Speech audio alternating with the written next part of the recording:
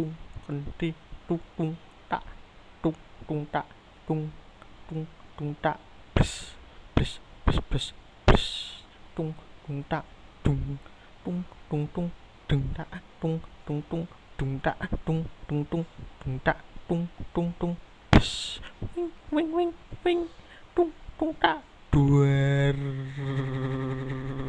tung tung tak dung bres. Oke, untuk video malam kali ini tidak seperti biasanya karena video kali ini aku mau membahas soal rakit PC murah ya toh. Jadi rakit PC murah tapi performanya bisa buat main game-game zaman now gitu kan. Jadi untuk main game PUBG Mobile bisa, terus kalian yang suka main game model-model Good Eater, Code of Vein, Sekiro, Tomb Raider, Devil May Cry dan lain sebagainya, kalian bisa mainin di PC kentang ini. Jadi untuk rakitan kali ini kenapa aku masih sebut PC kentang ya, karena emang di budget segini memang masih bisa disebut kentang gitu kan. Jadi ini masih termasuk PC kentang. Yang tanya, "Bang, ini PC-mu kok beda sama yang sebelumnya?" Ya, beda. Karena sebelumnya itu laku dibeli orang. Jadi setelah videoku yang room tour itu ya mendadak ada yang PM gitu kan, minat, budgetnya pas, jadi ya tak lepas gitu kan. Alhasil aku rakit lagi dengan spesifikasi yang sedikit naik gitu kan, jadi nggak terlalu jauh naiknya tapi ya lumayan berasa gitu kan. Jadi untuk PC kali ini itu memakan budget sekitar 4 jutaan, jadian murah toh, murah tenan. Tapi karena aku itu PC ini tak gunakan untuk main dailyku, jadi beberapa part itu baru dan alhasil harganya naik jadi sekitar 5 jutaan. Tapi kalau misalkan kalian mau rakit seperti ini persis, ini kalian bisa dapat dengan harga sekitar 4 sampai 4,2 juta udah dapat full second kebanyakan. Kalau misalkan kalian mau mix baru ya kalian keluar duit lebih banyak sedikit sih, sekitar hampir 5 jutaan sih. Tapi untuk overall part-part yang digunakan ini sebenarnya 30% ada yang second tapi 70%-nya baru gitu kan.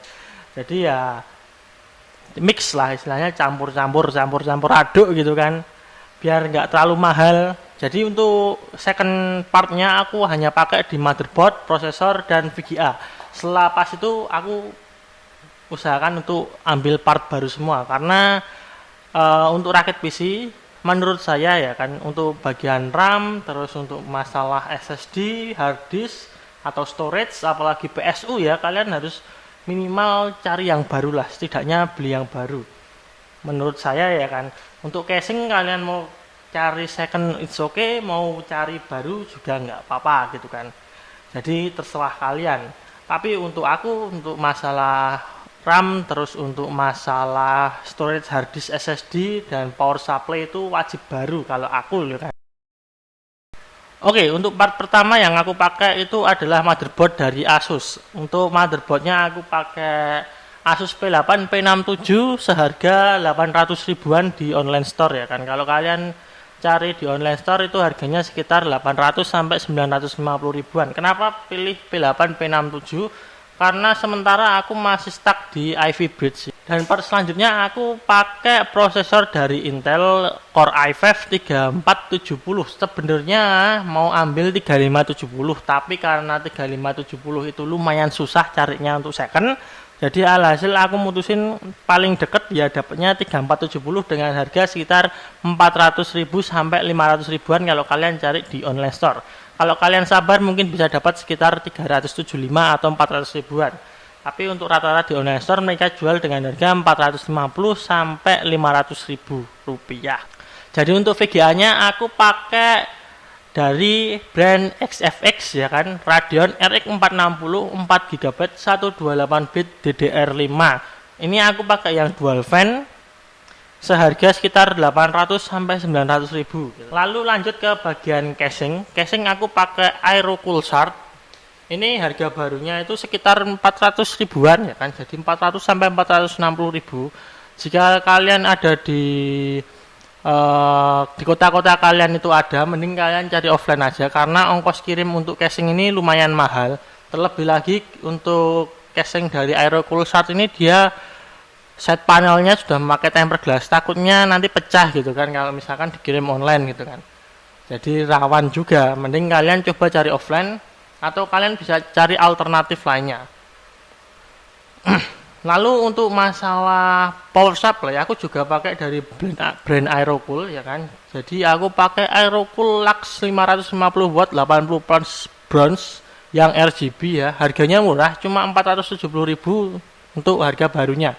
Udah garansi 2 tahun. Jadi aman gitu kan. Dan PSU ini lumayan direkomendasikan oleh YouTuber-YouTuber yang udah istilahnya udah terlalu expert di bidang rakit PC. Kalau aku kan masih kelas teri gitu kan. Oke, untuk kipas dari CPU ku sendiri aku memakai setotalnya 10 biji. Pertama 6 dari Magic untuk 3 exhaust dan 3 kipas depan.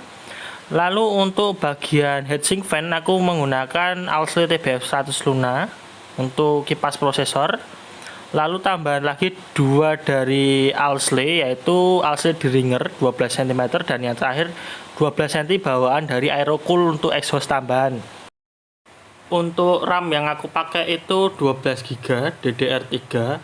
Itu aku pakai 4 keping dari G-Skill ya. Aku pakai Ripjaw X PC 12800 1600 MHz. Itu harganya untuk yang kit 8 GB itu sekitar 600 ribuan. Untuk yang kit 4 GB itu seharga sekitar 200 sampai 300 ribuan. Tapi kalau kalian mau pakai single kit ya, jadi cuma pakai 8 GB aja sebenarnya udah cukup sih.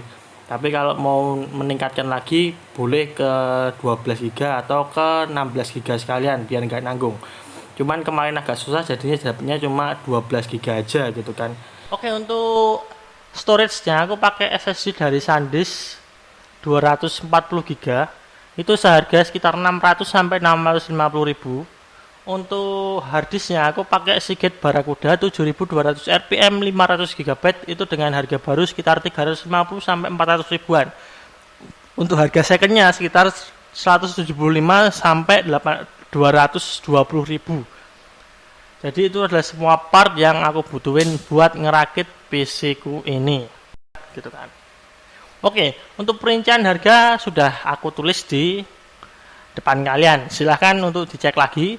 Sebenarnya bisa lebih murah dari itu, tetapi ada juga kalau misalkan kalian mau part yang semi baru, kalian mungkin harus merogoh kocek lebih dalam lagi ya. Soalnya ya part baru harganya selisih lumayan mahal sama part second gitu kan. Oke, kita lanjut ke performa gamingnya. Oke, untuk di performa gamingnya sendiri untuk memainkan Devil May Cry di settingan di settingan high ya. Untuk settingan high di resolusi 1080 60 Hz full screen, terus untuk tekstur quality-nya rata high ya. Jadi untuk rata-rata high. Ini untuk masalah FPS aku belum bisa menunjukkan karena saat aku record hari ini internet di tempatku itu lagi ada kendala yang membuat aku belum bisa download OBS dan untuk file-file lainnya masih belum ke-download untuk aplikasi recordnya. Tapi untuk memainkan game kelas open world dan model-model hit and seek seperti ini masih playable sekali gitu kan.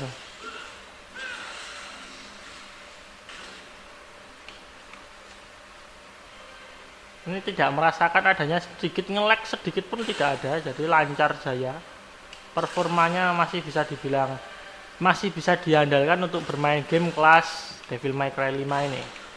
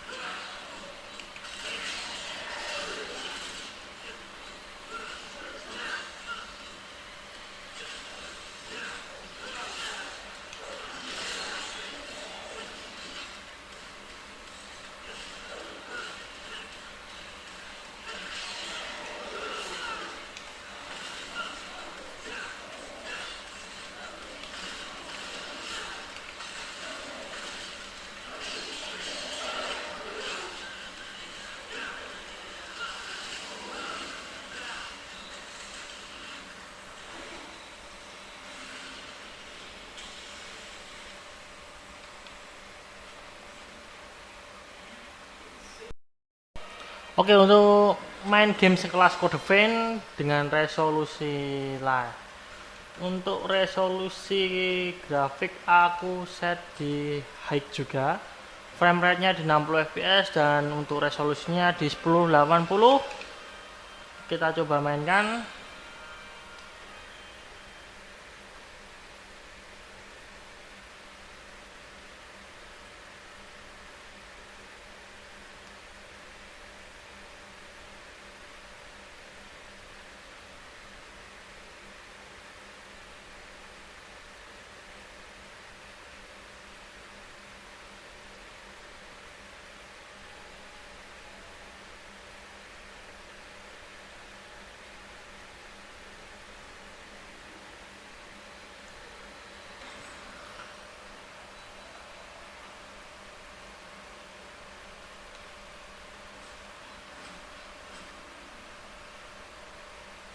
Oke, untuk bermain Code Vein di resolusi 1080 dengan grafik high, saya rasa nggak ada masalah ya. Jadi tidak ada terjadinya frame atau throttling, masih sangat lancar. FPS yang didapat perkiraan sekitar maksimumnya mungkin 60 fps atau dropnya mungkin di angka 37 sekitar 40-an. Mungkin di next video akan aku tunjukkan karena MSI Afterburner belum ku download ya, jadi belum bisa nge-show FPS juga. Tapi untuk sampel saja bermain game dengan resolusi high masih sangat playable gitu. Oke.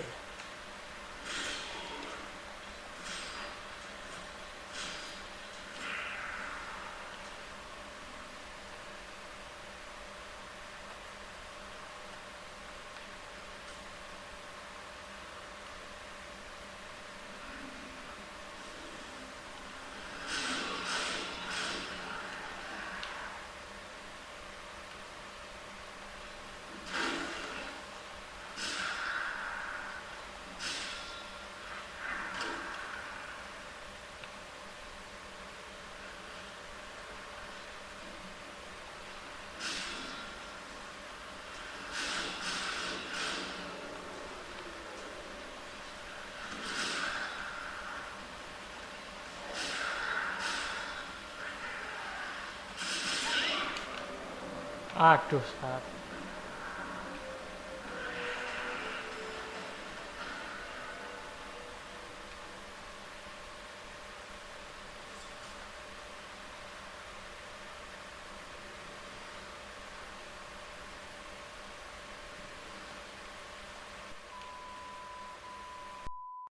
Oke, jadi itu adalah contoh-contoh, dua contoh ya untuk performa gamingnya seperti apa. Kenapa belum bisa nyontoin banyak game, karena ya baru diinstal gitu kan. Jadi game yang aku punya itu drivernya juga baru punya sedikit banget gitu kan. Belum tak install semua, jadi ya masih istilahnya mungkin next di video depan aku bikin gameplay atau untuk bahan konten gitu kan. Jadi channel ini besok ke depannya bakal sedikit aku sisipin konten main game ya kan, gaming, karena ya biar nggak kehabisan bahan aja sih. Jadi itu adalah review singkat dari PC kentang yang aku buat untuk editing dan lain sebagainya ya. Jadi untuk daily driveku untuk PC itu adalah seperti ini ya kan, masih tergolong PC potato gitu kan ya. Karena terbatas biaya juga ya kan, belum lagi ketambahan monitor, belum lagi gaming gearnya dan lain sebagainya. Jadi saya putuskan untuk merakit PC seperti ini aja, hemat di kantong tapi performanya mantap gitu kan. Oke, terima kasih sudah menonton video ini. Jangan lupa like, comment, subscribe biar channel ini terus berkembang ke depannya ya kan. Semoga kalian terhibur dengan video review PC dan budget rakit PC kali ini. Sampai ketemu, sampai jumpa di video selanjutnya. Thank you.